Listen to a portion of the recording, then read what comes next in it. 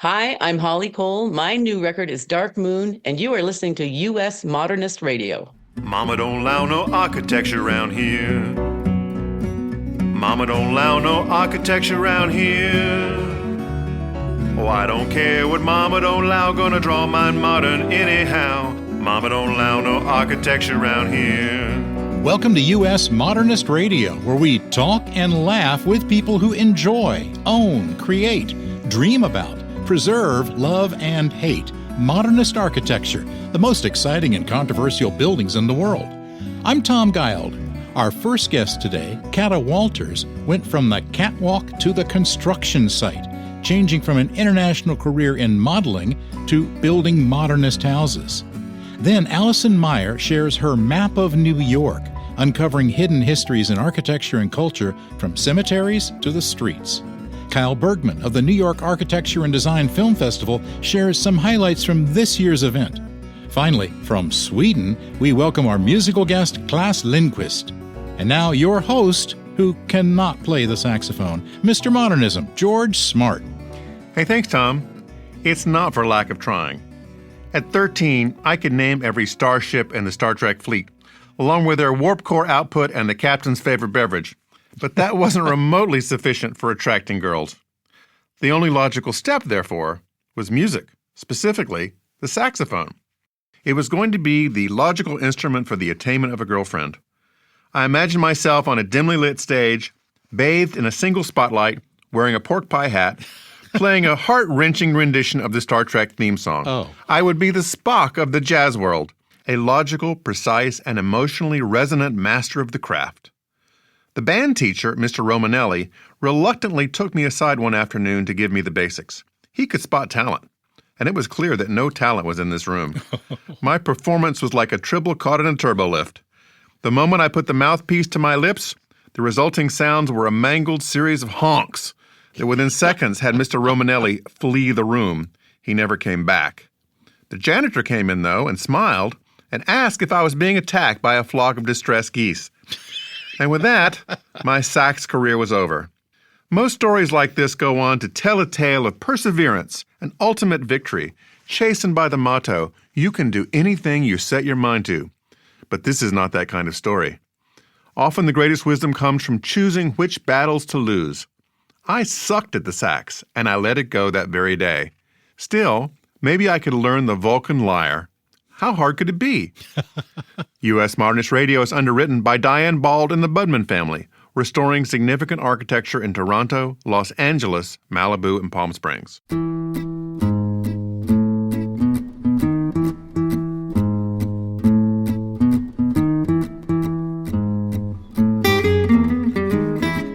Kata Walters grew up on a farm in rural New Zealand before leaving high school at the age of 17 to pursue a modeling career.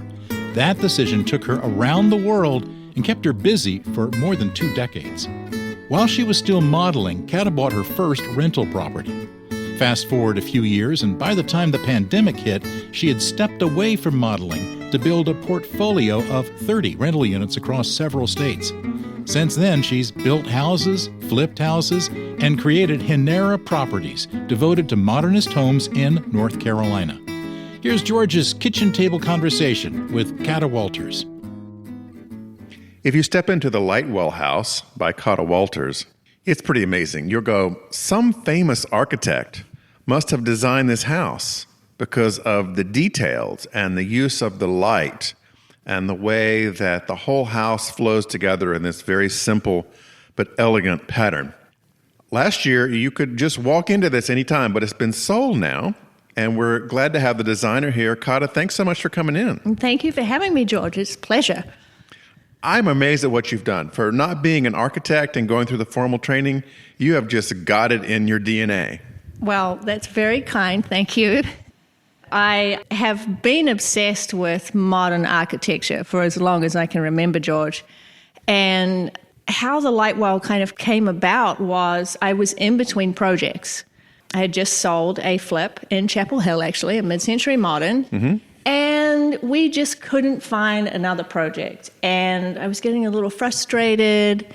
And my realtor was like, have you thought about new construction? And I was like, this isn't something that kind of at first thought got me really excited. It seemed like a very long process, a very expensive process. And I started kind of going... Notice it's a process, not a process, folks. That means she's from New Zealand. That's right. It's a process, okay? You're going to catch a few of those as we go. But, I started to kind of look into it and talk to lenders and figure it out a little bit. But my heart wasn't really in it. And while I was online, I found a house plan that was not what I was looking for, nothing to do with a duplex or a townhome. It was this beautiful modern plan from an Australian designer, and I just fell in love with the plan. I kept thinking about it, and I'm like, you know what, I'm just going to buy this plan, and I'll put it aside, and maybe my husband and I will build this house at some point in New Zealand, or, I loved it. So I jumped on that, and I kept going back to it. So I proceeded with planning the duplex build in Raleigh, and that was all moving forward. And my heart kept dragging me back to this plan. And I just woke up one morning and I was like, you know what if I could build both at the same time? We do the duplex to keep busy and pay the bills, but I really want a passion project, and I want to create something beautiful that I get really excited about. And the duplex and the new construction process wasn't exciting me by itself. I started kind of looking into the idea of doing both, spoke to my lender. Hey, I've got this crazy idea. Will you let me build 2 properties? I've never built anything before, but hey, I know I can do it. This. Had a few no's, but landed on a lender that was willing to kind of take the chance with me based off my other experience in real estate, which I was grateful for. You always have to have someone on your side when you're new, of course. And 12 months ago, basically to the day, we broke ground on both projects, and the Lightwell house started to rise out of the ground, and yeah. If you want to see what we're talking about, you can go to ncmodernist.org/Walters, which is an archive of all of her work. You moved across the country from Palm Springs, sight unseen, into a modernist house. What was that about? We had been living in New York. We were in New York for 10 years, and during COVID, we decided to move out to Palm Springs just for a break from New York and kind of see something different. And, work was slowing down for both of us in New York, my husband and I, and we're like, let's just go somewhere where there's beautiful architecture that we can appreciate and get inspired and do some flips out there. We got very tired of Palm Springs after a couple of years of the heat and found a house online in North Carolina that it had been sitting for a little while, and it was like an estate sale, basically. And we're like, wouldn't it be crazy if we just put an offer on this and it got accepted? And then, cut a long story short, it did. Yeah. And we moved across the country, my husband and I, the dog, for this house that we'd never seen. But we knew it was special, and we absolutely love it. It's a dream home, similar to Lightwell, but not as, Who not designed quite as it? Do you know originally? I don't actually know. The owner had the house commissioned, I think. He spent a lot of time in Japan during the war, came back, had the house built, and I think there's a lot of things in the house that remind me of Japan, and just it's modern, all the light and the glass, and it's really neat. It had changed hands a few times. It had been a rental. A woman had purchased it, and she passed, unfortunately, and then it kind of sat for a minute. There's a lot of land with it, so it was commercial listing for a while, and it looked like it was going to possibly get demolished. Yes, I remember. And it's absolutely fine. It's structurally fine. It doesn't need to be demolished. It's a good house, yes. How did you make the leap from moving to a place and fixing a house up, which a lot of people do, to really deciding that you're going to do this professionally and keep going? Because now that the Lightwell house is sold, you've got some other new projects going, right? I do. So I think part of my character, George, is I'm quite experimental. I have a high risk tolerance. I have noticed that about myself, but I realized with the Lightwell house, I built that rather expensive home as a spec to my own passion and desires. And it never occurred to me that I would actually need someone else to like it because I would need to sell it at some point. I just went in just full open heart, kind of like a first love when you're just falling in love for the first time and you don't actually know what heartbreak feels like. Yes. So you're just like, go for it. It's just all good. And it's all wonderful. And I got so caught up in just the beauty of creating it, and everything that I chose in the home, the tile, the colors, was just my dream. Basically, I built my dream home there. And like I said, it hadn't occurred to me that it would need to be someone else's dream home at some point. But that didn't seem to hurt you selling it. It didn't, luckily. I was very lucky, and the buyers are very happy, and they've spent some time in Japan, and I've been in touch with them, and they want to have me over and have wine or coffee. So that's going to be really exciting. But back to how did I end up doing all this stuff? Again, it's just that kind of curiosity, I think, and just the willingness to experiment and take risks, because a lot of creating is that, especially when you're in development. Right. And one of the important things for me is just not worrying about the bottom line, not worrying about the cost of it too much and having to make a ton of money off these projects. It's more just creating something really beautiful and loving it so much that I can enjoy what I put out there, and it's not all about the numbers. But you're still doing well enough where you're going to make more of these. Yes. I've got what's some next? exciting... What's next? I don't even think you're ready for this. A few projects on the horizon. The one that I'm most excited about is something I've had in my head for a while, and I feel bold enough to create it now, I think. I call it the Brutalist. It's very Tado Ando, a lot of concrete. I realized when we built the Lightwell house and we had to do the cast-in-place concrete retaining wall, that concrete is something that is deeply embedded in me. I just absolutely am obsessed with concrete, and I had forgotten. You know, my time in Japan, everything's concrete. Right. All through my 20s, concrete studios. I'm spending a lot of time surrounded by concrete. I just have always loved industrial-style raw materials, and I know brutalism is having a real comeback right now. But so where's this going to be? I would like it to be in Chapel Hill. Okay, so you're looking for land? Chapel Hill. I've started looking for land. Okay. And I'm in the early process of putting a lot of ideas together. It's got some very specific details that I'm not going to talk about just yet, but it's going to be a surprise. But there'll be a lot of concrete.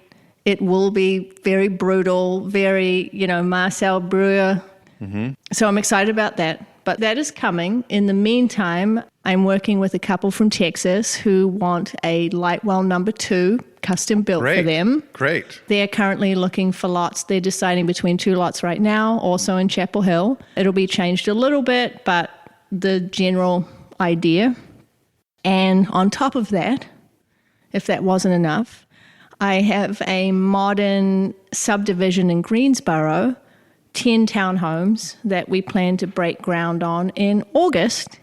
That will be very modern, and I do not think Greensboro ready, but I'm going to make everyone ready. And that's a affordable, well, I like to call it attainable housing project.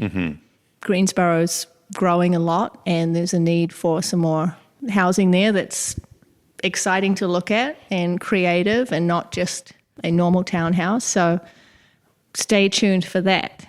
Lots happening.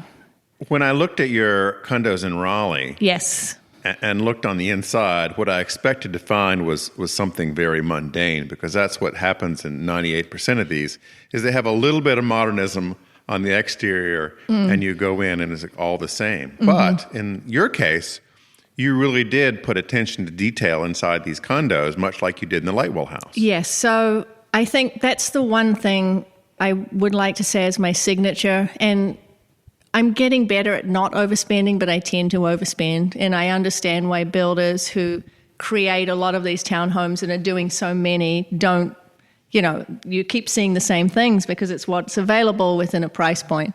But it really just takes some careful planning and creative, just the way materials can be used differently, or it's not even a cost thing. It's just, we did herringbone floor, which actually was very expensive in labor, but it's so beautiful and it's worth it. Yeah. It's just, being clever with grout colors and changing grout in between tile. And there's so many cool things that you can do with light.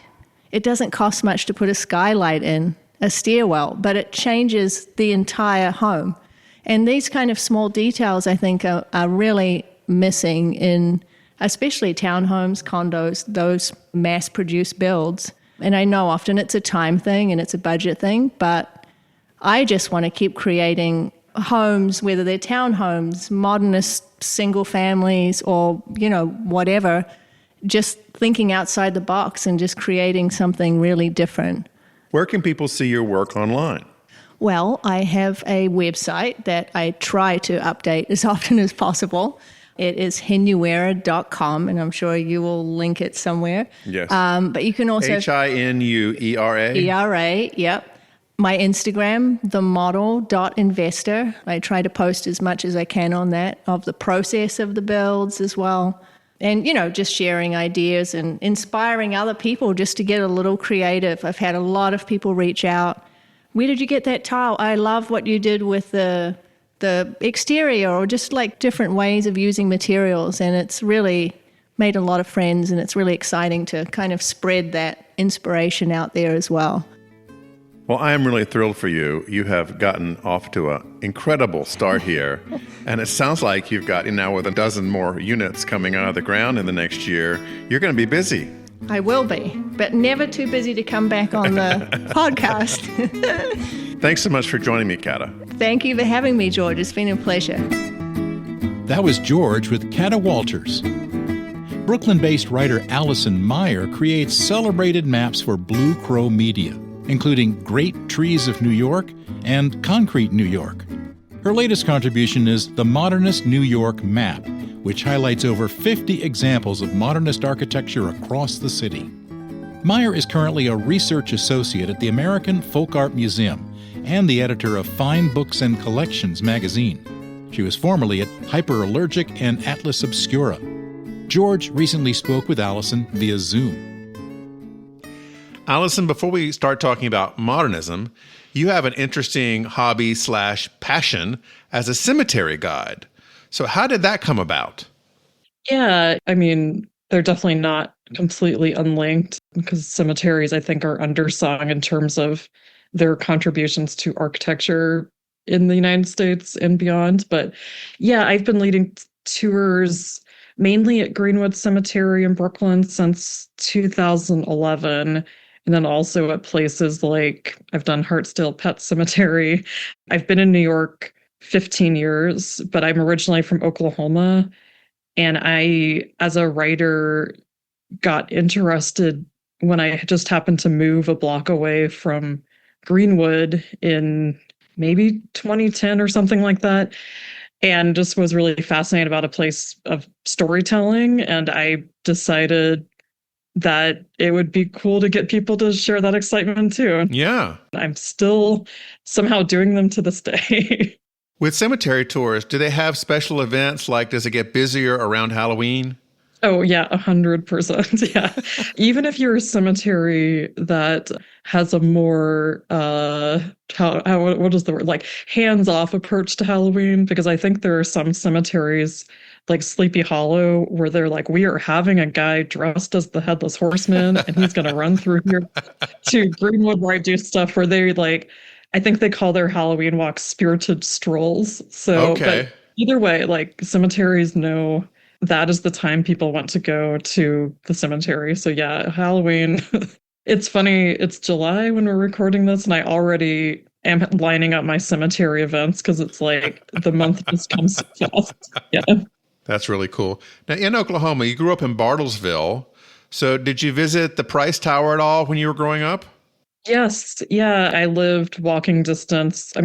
Bartlesville's not huge, so quite a lot of it is walking distance, but I lived walking distance from the Price Tower, which as many of your listeners might know, is Frank Lloyd Wright's only built skyscraper, although it's not super tall. But even when I was a kid, we'd bike down there. And there was a time when they've had, unfortunately, ups and downs recently. But when I was younger, it was very easy to just get a tour and see the place. And I think that, along with there was a Oklahoma architect named Bruce Goff who had a number of buildings. Oh, yes. Yeah. Uh-huh. Yeah. So he designed the church I went to when I was a kid, and there was a play tower in the local park and very futuristic creative designs. And, when you're a kid, whatever you grow up around, you think is normal. And so when I got older and realized how special all of that was, I think that's what excited me to learn more about both Wright and Goff and people like that. So you didn't really realize what modernist architecture was until later. Yeah, I think I'm a little bit self-taught. I think as an architecture writer, I majored in journalism, which is a good foundation to write about whatever you feel. But I definitely came at modernism not really knowing what it was. And then, I'm talking about myself at 18. I am sadly beyond that by far now. But I think that it was only later when I kind of understood like what the Price Tower was, who Frank Lloyd Wright was, even though those were things I grew up seeing, almost every single day. Well, let's bounce back from Bartlesville to New York and your new map, Modernist New York map. When did you start working on that, and what gave you the inspiration? So it's the fourth map I've done with this company called Blue Crow Media that's based in London. It's a wonderful man named Derek runs it. And we've done Great Trees of New York, Art Deco New York, Concrete New York together. And I think Modernist New York just seemed like the next natural step in terms of how to map New York City in an interesting way, because obviously New York has great trees, or I think so, tons of concrete, Art Deco, but I think people also think about like the Seagram Building, the Lever House, the United Nations, all these TWA iconic Terminal Hotel. Yeah, exactly, which is such a cool hotel. I've gotten to stay there multiple times, and I love the theming with the red and white TWA colors. And yeah, I think it just came about through conversation with Derek. Like he's, I think, always looking for new ways to map places in unexpected ways and to get people to look at their cities in new ways. And most of Blue Crow Media's maps have been for places in Europe, although definitely not all. They've done stuff all over the world, but I think this was an opportunity to expand like their New York offerings, whether you're a person that actually lives in New York, or you're thinking about New York, or you just want to look at a map.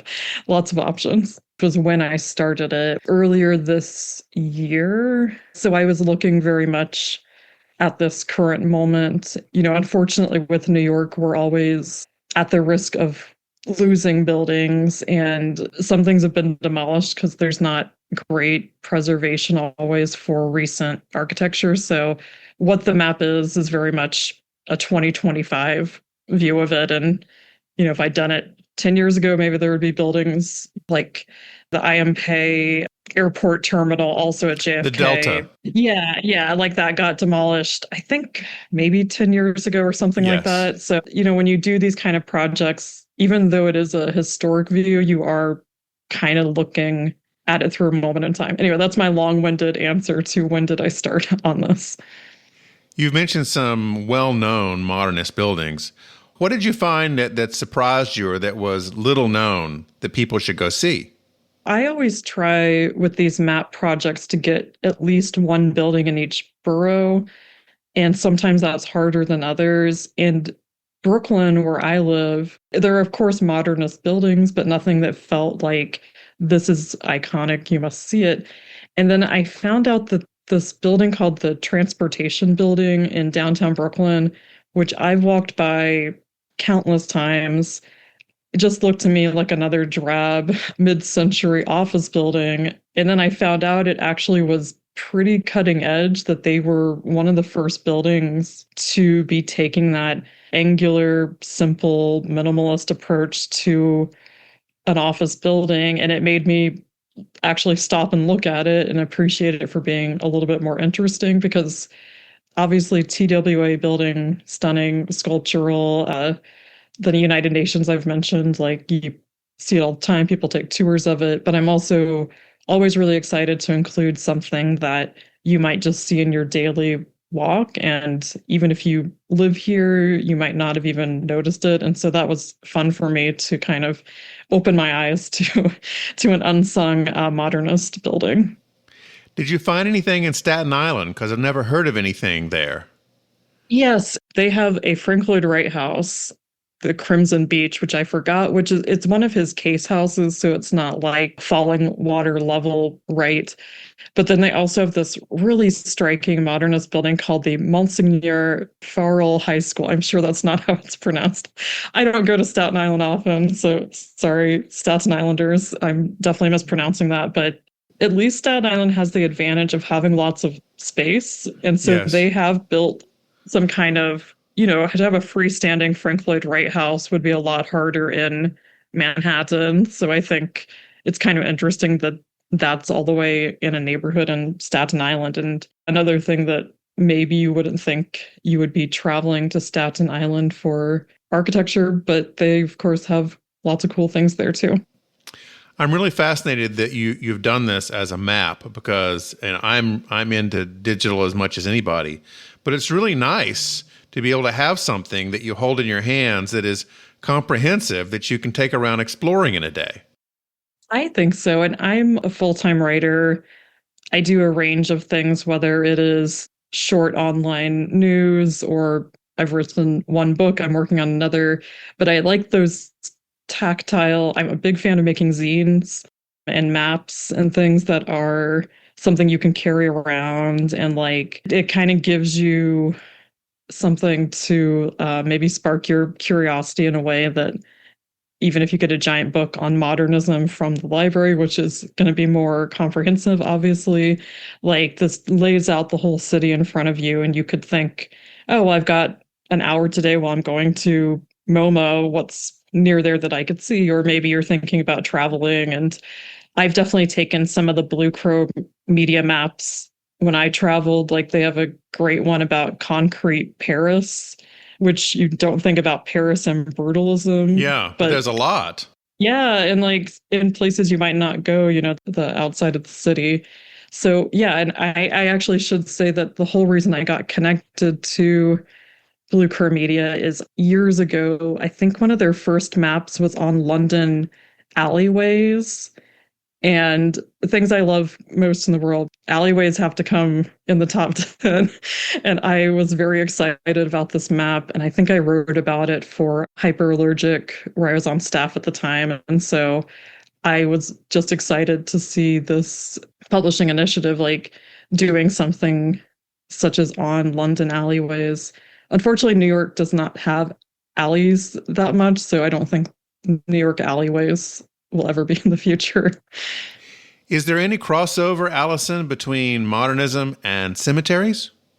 Yeah, so Louis Sullivan, one of his first structures to really get a lot of attention was actually in Graceland Cemetery in Chicago. It's one of their mausoleums. I believe it's called the Getty Tomb. That, I think, is interesting in terms of he was using ornamentation there in his very specific way, where, you're not borrowing from the past, but thinking of something new, and then also being thoughtful about how you're using it. And I think that, like, because cemeteries have been places where people have commissioned, of course, their own freestanding monuments. Yeah. A mausoleum really just has to hold somebody. It can be accessible if you would like, does not have to be. And I think landscape goes hand in hand with architecture. And 19th century cemeteries had such a huge influence on how parks formed, how other municipal green spaces got started. Like, just for an example, here in New York, Greenwood opened in 1838, which is, of course, before Central Park. That's before Prospect Park. And it was kind of inspiring to city planners to see how much people were enjoying that. Woodlawn in the Bronx, I find really fascinating because you have all these Gilded Age people that were sometimes commissioning the exact same architects who designed their Fifth Avenue mansions to also do their mausoleums. And so you're seeing this like really strange, I don't know, like mirror, I guess, of their life that they would want to have sort of a similar architectural statement in death. So there's some fascinating stuff out there. And I feel like it's something that's not been really explored that deeply in scholarship about architecture too. So I think there's a lot more to say there. The new map is the Modernist New York Map, Guide to 20th Century Modern Architecture in New York City. Thanks so much, Allison. Yeah, thanks for having me. That was George chatting with New York architecture lover Allison Meier. Kyle Bergman is the founder of the long-running Architecture and Design Film Festival, bringing films about architecture and design to audiences everywhere. George is on the scene there every fall, interviewing producers of architecture documentaries, but today he's talking with Kyle about some of the festival's highlights. Kyle, it's so great to talk with you again. Your series now, which started in New York, I believe, is all over the planet. What cities does ADF go to across the course of a year? This is now our 17th year, and this year it will start in New York, then go to Los Angeles, Vancouver, and Toronto, take a little break. Then after the new year, we'll go to Mumbai. We'll do a special weekend at Grace Farms in New Canaan, and then we'll end up the season in February in Chicago. So it's 7 stops this year. That is fantastic. I mean, there's just such big interest in this all over the world. Well, there's more and more films like this. It keeps growing, and now the fun is to kind of look and think about more and more cities, because there's these pockets of places all around the world that put this on their annual calendar, and It's really fun to see how different places respond to different films. And then not only do we do this, but there's other groups, like there's Modernist Week out in Palm Springs, and they show films every year. So there's so many places now that are showing the design films. And I encourage people to not only see ADFF, but go see them wherever they can find them. And to go see them in person is so much better than watching them at home. Oh my gosh, yes. That's the fun of seeing films. I mean, seeing them at home is great, but seeing them together is it's magic. Your series in New York opens up on October 14th. You've got some great things in the lineup. Tell me about some of the titles that will be appealing to our group. Well, we have about 17 films this year, definitely a wide range of films. I think one film that the Modernist group might gravitate towards is a film called The Harvard Five. And it's about, obviously, the Harvard Five in New Canaan, and includes Breuer, Philip Johnson, and the rest of the Harvard Five. And the filmmaker grew up in New Canaan. It's a project that she's been passionate about making for many, many years. I'm going to say more than 15 years in the process of making this film. And Devin's made a lot of different documentaries. And the film really looks at the Harvard Five and talks about their influence on New Canaan. And it talks about the community in New Canaan that is connected to these architects and designers, and how the influence of these Harvard architects in New Canaan not only transformed that small town, but I would say had lasting impact on modernism all over the world. And she grew up in a modernist house, and her mother grew up in a modernist house. Yeah, and they're both part of it. And so she's intimately connected to this story. And I think part of the reason why it took so long is sometimes when you're so close to a story that it's hard to kind of narrow it down to 60 or 90 minutes. She did a great job, and it's super proud of Devin for pulling it off and pulling it together. And we're really, it had its world premiere at Modernism Week in Palm Springs, and this is going to be its New York City premiere. And it's been playing in New Canaan a lot to great fanfare. Well, I can't wait to see it. It's super fun. It's a great film. So other films, there's a film called Arthur Erickson, Beauty Between the Lines. We had the world premiere of it last year in Toronto. It didn't make it to New York, so it's played in all of our other cities. We'll show it this year in New York. It'll be its New York City premiere. And Arthur Erickson is one of Canada's most important modernist architects, Vancouver-based, but worked in Los Angeles and Toronto, did a great house in Fire Island in the Pines in the 70s. I think one of the great things about this story is at the time Arthur was practicing as a gay man, it wasn't easy to be out. And his friends knew that he was gay, but the rest of the world didn't really know it. And this film, for the first time, kind of talks about that part of his life and his story. He was such an important architect, but he had to keep this terrible secret. And I think the film does a great job talking about the struggles that he had to deal with at the time. And the film has been playing all over, and it's been loved. It's a fantastic, great film. And you've got a great new element in this year's ADFF, and that's the Brutalist Quiz Show. What's that about? Well, that is a super fun. There's an architect filmmaker in Amsterdam, Jord den Hollander, and he, after seeing the Brutalist film, decided he needed to do something. He wasn't crazy about the film, and nor was I actually. Nor was I tell you. I think it's not an architecture film. It's an immigration film. And from that perspective, it is somewhat interesting. But from an architecture perspective, I think it's not even about architecture.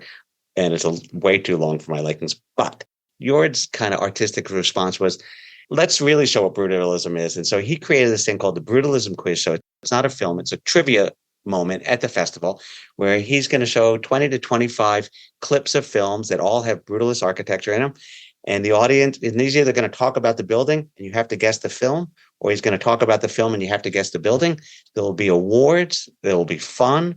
And we're going to show it 2 times at the festival. And we're really looking forward to having Jord. And we've shown some of his films before in the past. He's an amazing guy. He actually started the Architecture Film Festival in Rotterdam many years ago. He was the founder of that. And so it's nice to have him here at our festival in New York. Super excited to have Jord come. That sounds fantastic. It is fun. It's super fun. And we'll take that to some of the other cities as well. It won't just play in New York, but we'll take that to Vancouver and Toronto. And then you've got a film about Vermont. So we do, actually. We have a film called Prickly Mountain, My Design Build Life. We're going to have the world premiere of that. And it's a filmmaker who grew up in a small town in Vermont, in Warren, Vermont. And she grew up in a community that has more architects per capita than any town in America. And the story of the town of Warren, Vermont is a story of a number of architects from Yale came up in the mid-60s and bought some land and just started building some really unique, interesting buildings. And it attracted artists and other people and became a community based on the ideas of design build and the creative part of design build. And it started people coming to work on projects, and more people came and more artists. And so the film is really about a community. It's about a design build thought process. This town has a design build school that started 40 years ago called the Yes Tomorrow Design Build School, over 40 years ago. And so it's really about a person growing up in this creative community and how that affected her and the rest of the community. And it's really proud to be having the world premiere of Prickly Mountain, My Design Build Life. Kyle, this sounds like a great lineup. It's going to be a lot of fun in New York and LA and other cities.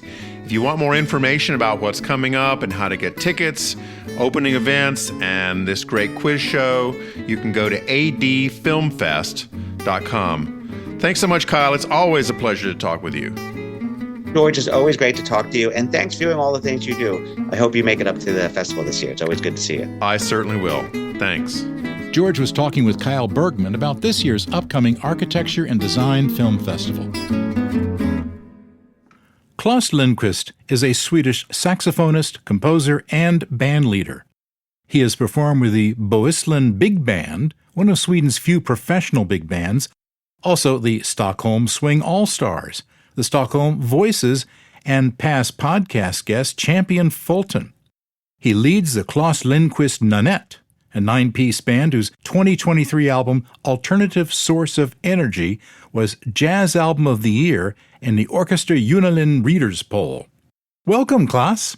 Thank you very much. Klas, I understand that when you were very young, your mother wanted you to play the trumpet. So how did you end up with the saxophone? Well, to be honest, she thought I was kind of like a restless boy, I guess. And she just said trumpet. And, I was a big fan of the Muppet Show. So I said, well, let's go for the saxophone instead. And yeah. That's how we went. The Muppets are inspiring everything, aren't they? Oh, they're great. They still are so good. I remember that musician was Zoot, right? Yeah. And he played with the Electric Mayhem. Oh, yes, that was it. All right, yeah. And you were also inspired by people like Johnny Hodges and Charlie Parker. Yeah, very early on. My first CD album I ever bought was Charlie Parker, Now's the Time. And of course also Johnny Hodges and his so very cool saxophone style. I loved it. I still love it. So is it cool to be a teenage saxophone player in Sweden? Because in the United States it would be kind of nerdy. I was a nerd for sure. I mean, I think it was also my dad who introduced me to Charlie Parker and Johnny Hodges. And yeah, I was alone about digging that kind of music in that early age for sure.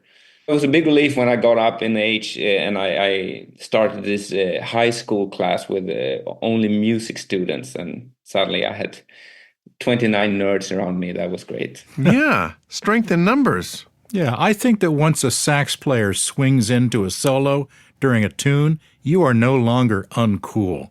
The spotlight's on and you are owning it. Yeah. I'm envious. Mm-hmm. So at some point, I'm sure your family members wanted to encourage you to do something practical, like be a dentist or a real estate agent. Oh, yeah. So how did you choose to go into music full time? I don't know. I mean, for me, it was kind of obvious because as a little child, I was so much better than everyone else. So it also became very, very fun to play. And, really early, I was in Swedish television show when I was 12 years old. And it was my identity to play the saxophone. And so I just went along with it. And yeah, I still do. I'm 50 years old now. I'm still doing it. Did a saxophone help you meet girls? Well, it does for sure. And it helps you meet people for sure. Yeah. Yeah. What show were you in on TV? Oh, that was kind of a classic Swedish television show called Good Morning Sweden. I remember I was 11 or something. I played 2 songs with a band. I played My Little Sweet Shoes by Charlie Parker, and then I played Isn't She Lovely by Stevie Wonder. Oh, wow. Is this like one of those morning wake-up coffee shows? Yes. Okay. Saturday morning in Sweden. Everyone were watching it. Well, I am personally fascinated with an element called thorium, which is a naturally occurring, slightly radioactive metal found abundantly in the Earth's crust. According to Wikipedia, it's roughly 3 to 4 times more plentiful than the uranium we all know. Thorium cannot sustain a nuclear reaction directly, but when irradiated with neutrons, it can be turned into a light version of uranium capable of power generation. The biggest benefit of thorium is safety, which makes a uranium-type meltdown scenario like Chernobyl virtually impossible. Thorium is also much more efficient, dramatically reducing nuclear waste. Norway possesses significant thorium deposits, and a Norwegian company called Thor Energy has been involved in testing the use of thorium fuel. One day, you'll see small thorium plants all over the world. You heard it here first. So with that, from the album Alternative Sources of Energy, here's Klas with the song Thorium.